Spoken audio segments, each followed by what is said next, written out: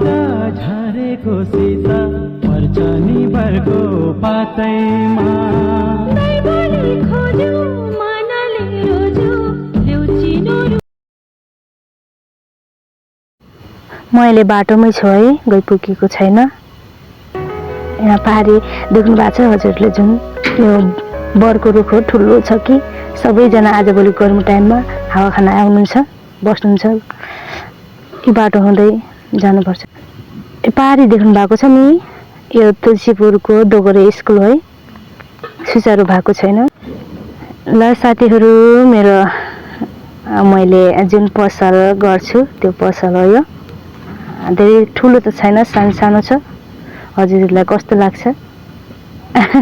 आज त म आउनुभन्दा नै मभन्दा पनि पहिले ग्राहक आएर बस्नु भएको रहेछ कि हल्का ढिला पनि भयो, त्यही भएर पनि हो। सर लाएर अब पानपुरी सुप बनाउँछु। नुन हाले, मसला हाले होइन, त्यसमा अब बाँकी भनेको सबै चिज हालेर अब त्यसलाई घोलेर टेस्ट गर्नु पर्यो आफूले पनि। अमिलो पिरो चट्ट लाएर होइन, कहिलेकाहीँ ध्यान यस्तै हो। त्यसपछि हाम्रो ग्राहक यहाँ बस्नु भएको छ, कतिखेर चटपटे पानीपुरी दिन्छ र खाउँला भनेर पर्खिराख्नु भएको छ। हल्का ढिला भइहाल्यो आज। मेरो सानो मोबाइलले सानो पसलमा खिचेको भिडियो सम्पूर्णले full watch for video. Thank you so much.